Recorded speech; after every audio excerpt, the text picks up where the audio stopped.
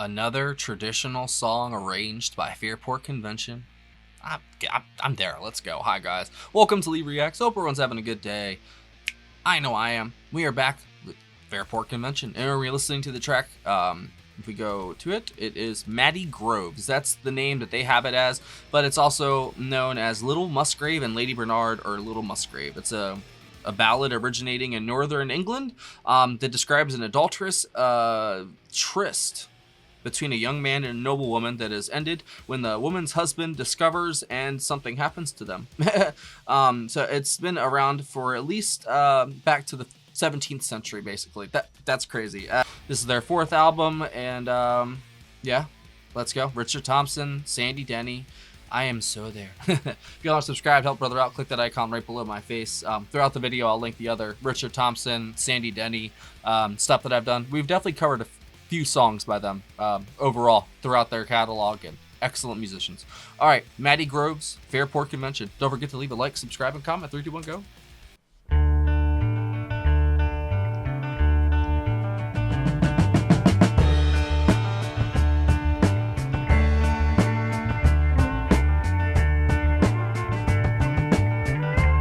And this is a Patreon pick from our patron Flint Slim as well. Sorry.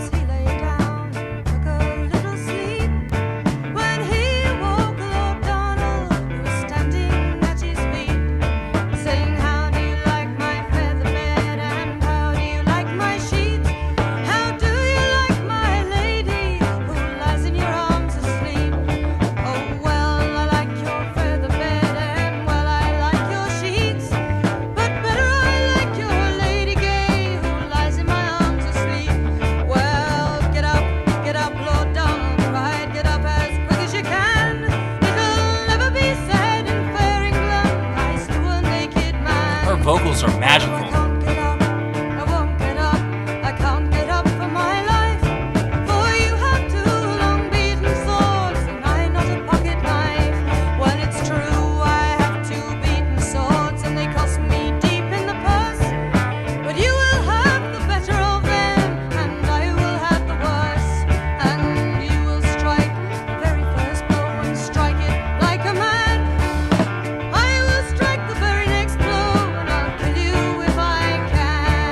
Wow.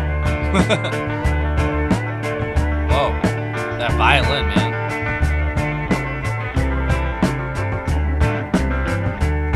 So Matty struck the very first blow when he heard Lord Donald saw.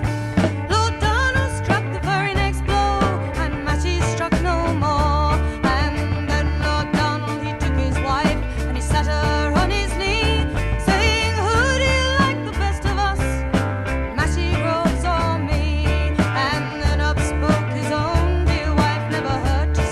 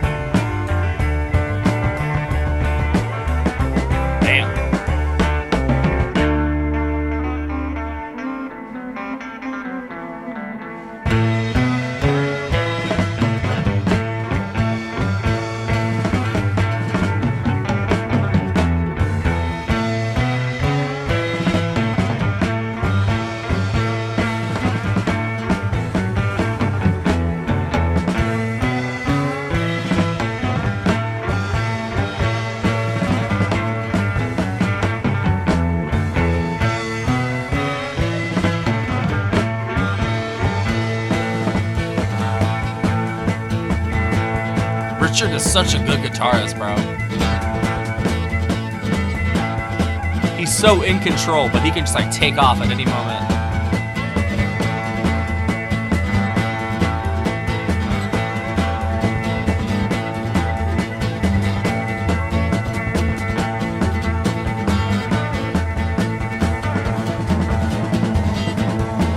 It's almost like a hoedown, like in America. That's so interesting to me. How that kind of transferred over to America. It's sort of like a square dancing, you know? It's crazy.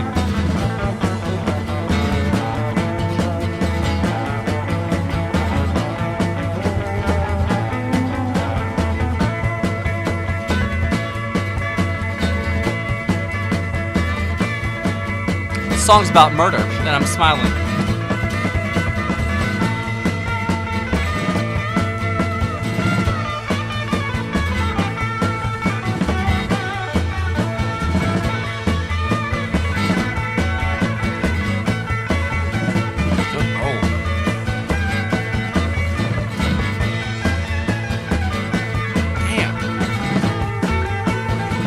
There he goes.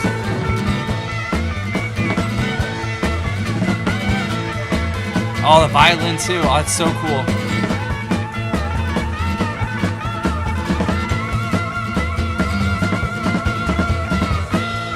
Come on.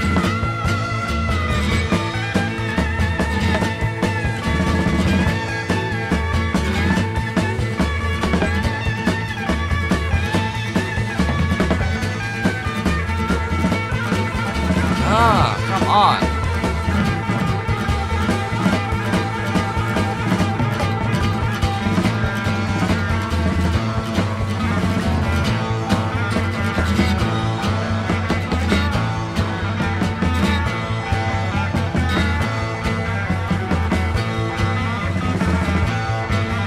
Wow.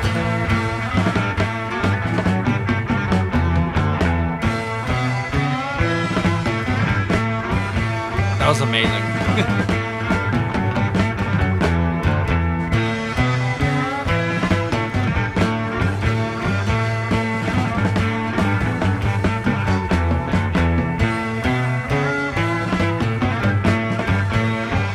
Dave Maddox, drums, killing it.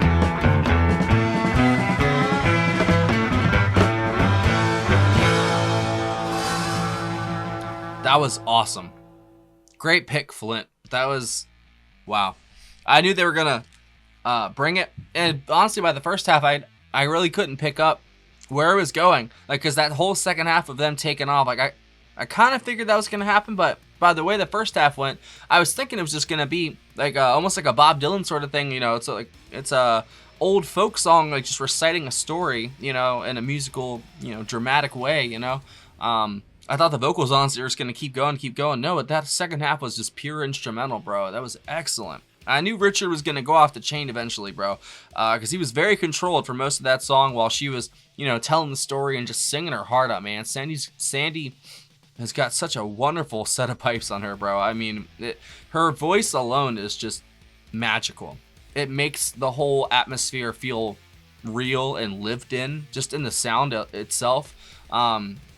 It's almost like she's so down to earth that she's up in the sky, if that makes any sense. You know, it's like, I don't know. It's like this wistful sort of sound that just sort of touches your soul in a way that just, I don't know. I can't really find the words, but it does kind of transport you in a way to some other time, some other place. Yeah, who knows where the time goes? That's my favorite song of her, the one that she did by herself or whatever. I think Richard was there too for it, but that song moved me in so many ways that it's kind of crazy. I'm not gonna lie. This one was just like I said, there was like a hoedown there in the middle, like square dancing. I just thought I imagined, but if this is, you know, traditional, you know, Celtic music, I'm guessing, you know, and that's funny how that sound, if that's what, you know, Fairport, you know, sort of interpreted the classic sound as, if that's kind of what it is, I don't know, because I never heard it, but if that is what the classic sound is, that really does sound like the Americas, you know, the whole, I don't know what century that would be for that kind of stuff. Maybe it was like the 18th century. you know, like I don't know if it was the 1700s or the 1800s. Oh, it'd probably be the 1800s, you know, with like it's settlers out west and stuff like that. And I don't know, just it reminded me of that in the kind of that section where it felt like a hoedown almost. And the violin throughout was just fantastic. That and the guitar was definitely the best instrument, but the drums also at the end from Dave, oh my goodness, bro, he was going crazy. I was not expecting that, to be honest. So yeah, it was Sandy Denny on vocals, David Swarbrick on fiddle and viola, Richard Thompson on electric and acoustic guitars, Simon Nicol on electric, 6-string and 12-string acoustic guitars, Ashley Hutchings on bass, and Dave Maddox on drums and percussion. That was track 3 on side 1. Traditional and arranged by Fairport Convention. That album came out in 1969, Liege and Leaf. Like I said, it was their 4th album. And I definitely think Swarbrick on the viola, whatever, I think fantastic. That was such a good sound to pair with Richard's guitar, especially in the second half. The harmony that they got between each other was just fantastic. It really drove the song. The drums, like I said, the second half as well, pounding. I mean, he was throwing off some fills there. I'm like, oh, holy shit, I'm just filthy, bro. Like, so good. And I didn't expect that from the first half, you know what I mean? And she told the story so well. She's so earnest, and her vocals are just, like I said, transportive, and they just make the song so well. Rounded, like that's the best way to put it. Her voice just adds so much to every song that I've heard her, and I love it. Trying to think, like I guess the rhythm section really stood out in the second half, but just overall the feeling, you know, like it's about a lover, like sort of quarrel, you know, like people are just cheating on each other, it seems like, and somebody came back and found out, and you know what happens after that. I couldn't say at the beginning, but I guess he murdered everybody. I'm going to go back to it. So Matty Groves was Little Musgrave and Lady Bernard. So apparently a synopsis. So he goes to church. He sees Lord Bernard's wife there, realizes that she's attracted to him. She invites him to spend the night with her, and he agrees. When she tells him her husband is away from home, the page overhears the conversation. That's a word I haven't heard, like a page. Wow. Interesting job. So the page goes and snitches, basically, and then a whole bunch of stuff happens. I guess there was a duel, and Little Musgrave wounds Lord Bernard, and then who then kills him. There's other versions too. So it's a very interesting story. Obviously, it's very medieval, and I love it. And that's so cool that they, you know, sort of turned that song into like this whole, I don't know, different beast, I'm guessing, compared to the original. But they're also very faithful. But Richard's guitar and fiddle probably, and that fiddle from Richard.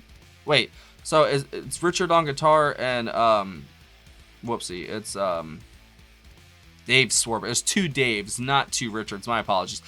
Dave Swarbrick. They were definitely the highlights, other than Sandy in the first half. And I want to hear more like this. So if you have any other tracks from this album that are like this, I am so game. Thank you, Flint. That was an excellent pick. I really enjoyed that middle section. I think I'm going to revisit this song a lot. I'm not going to lie. That was just, you probably saw the smile on my face. It was just too much fun. It reminded me of so many past things, you know. I'm not going to sit here and talk about them all night, but it brought a lot of things to mind. I thought that was really cool. And it's a beautiful song overall, you know, and I definitely want to hear more. So let me know what you think down below. And if that was your first time hearing it, let me know what you thought as well. Thank you for watching, guys. You guys are the best, seriously. The best community on the internet. I couldn't ask for a better one. Have a good one.